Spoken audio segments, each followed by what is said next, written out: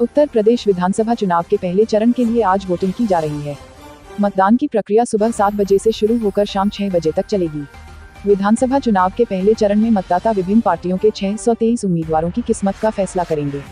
UP विधानसभा चुनाव के पहले चरण के मतदान के तहत एनसीआर और पश्चिमी उत्तर प्रदेश के शामली, मुजफ्फरनगर, बागपत, मेरठ, गाजियाबाद, गौतम बुद्ध नगर, हापुड़, अलीगढ़, बुलंदशहर, आगरा और मथुरा जिले में मतदान होने हैं।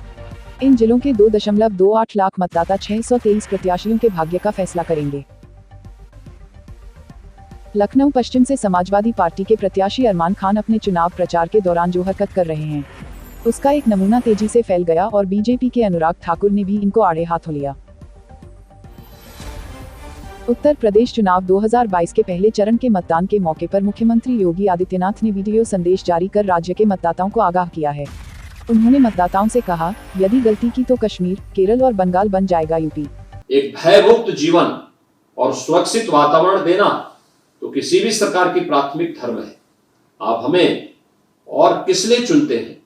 आज मुझे कोई चिंता है तो केवल एक कि जिन जिन दंगाइयों और आतताइयों पर अंकुश लगा है, वे सब अब मचल रहे हैं।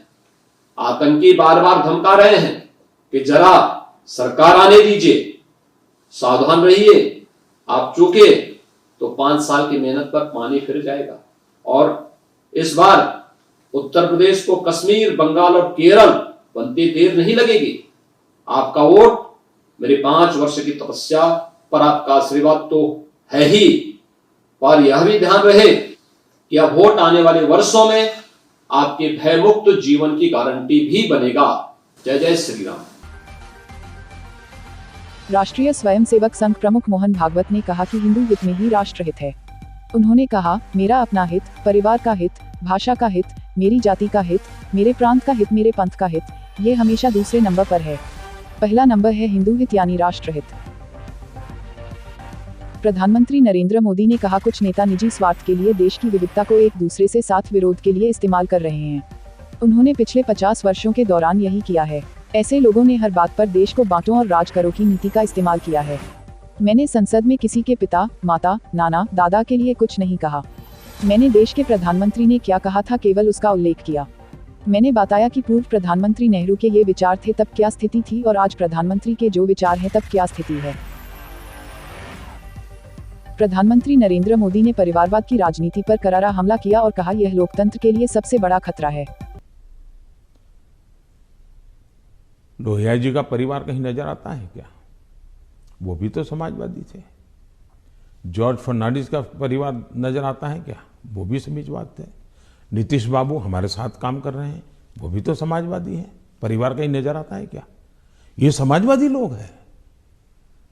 लेकिन ये लोग देखिए, पूरा परिवार, मुझे एक बार किसी ने चिट्ठी भेजी थी, मैं तो भूल गया आज। उन्होंने कहा कि इनके परिवार से, ये सपा जो है उत्तर प्रदेश का, 45 लोग ऐसे थे जो किसी न किसी पद पर थे। एक ही फैमिली के 45 लोग। और किसी और ने मुझे कहा कि उनके पूरे परिवार में 25 साल की उम्र के करीब करीब सभी व्यक्ति को चुनाव लड़ने का मौका दिया गया है। क्या ये परिवारवाद का लोकतंत्र के लिए खतरा है? इसलिए पिता नहीं रहे तो पुत्र करे। ये जो विरासत और वारसा बारिश के रूप में चल रहा है, डायनेस्टी के रूप में चल रहा है, कोई डायनेमिक्स है ही नहीं, ओनली डायनेस्टी। ये जब बनता है, पार्टी परिवार की बन जाती है। और आप देखिए हिंदुस्तान की बर्बादी कहां से हो रही है।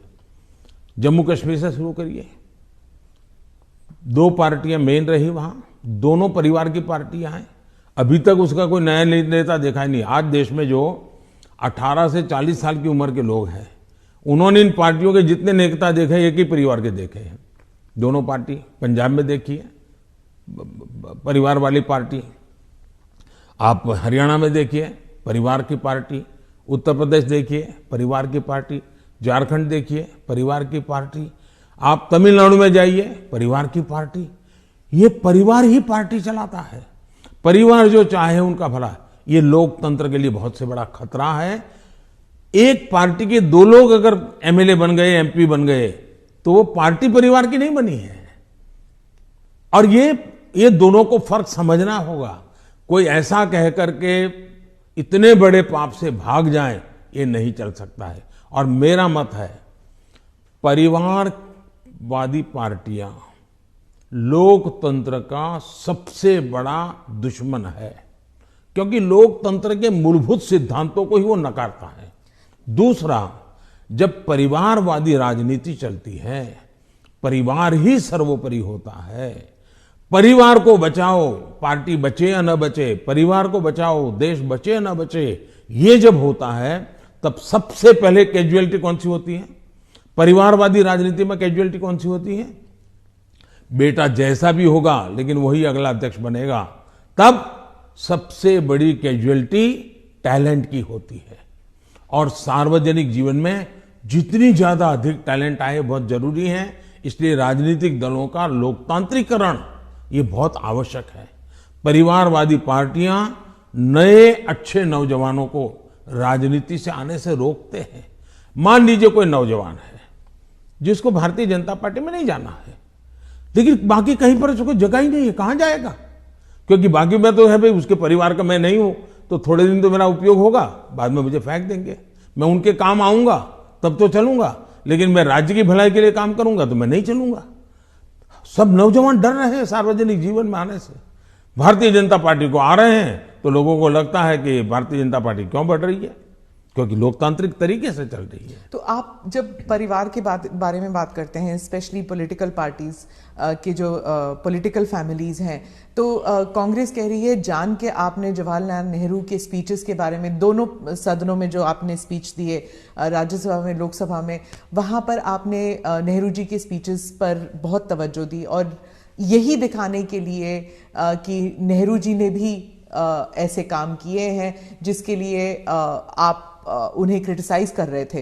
तो राहुल गांधी ने देर रात को मीडिया से बात करते हुए कहा कि I don't need a certificate from Modi ji about my great grandfather. तो अब ये फिर अब पूरा परिवार के ऊपर बन गया है कंट्रोवर्सी। हालांकि आपने जो एग्जांपल्स दिए थे वो परिवार के ऊपर नहीं था।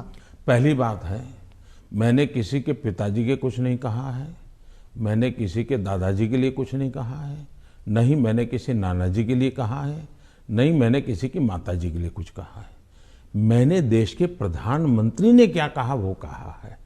और सरकार एक कंटिन्यूटी होती है, और इसलिए एक प्रधानमंत्री के ये विचार थे तब क्या स्थिति थी, आज के प्रधानमंत्री के ये विचार है क्या स्थिति है, और देश का ये हक बनता है। अब दूसरा, बार बार हमें कहा जाता है आप नेहरू जी का नाम लेते नहीं, आप नेहरू जी का नाम, अब हम लेते हैं तो भी मुश्किल हो रहा है। मुझे समझ नहीं आ रहा है कि इतना डर किस बात।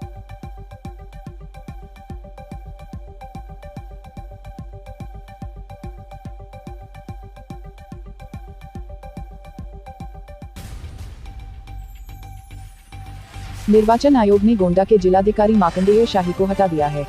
उनकी जगह आईटी व इलेक्ट्रॉनिक्स विभाग के विशेष सचिव के पद पर तैनात उज्ज्वल कुमार को गोंडा का नया जिलाधिकारी बनाया गया है।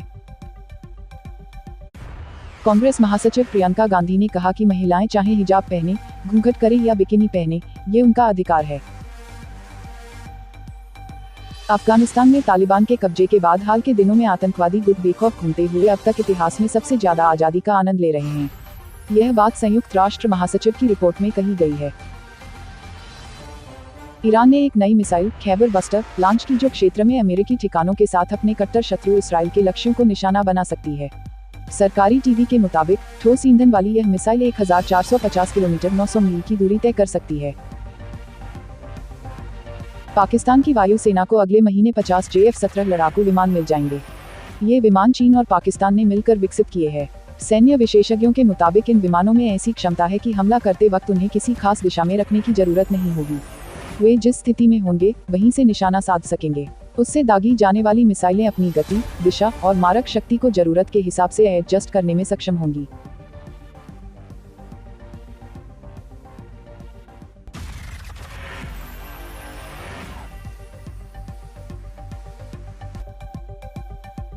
Please subscribe Aviral Times for latest news update and press the bell icon to get all the latest video update.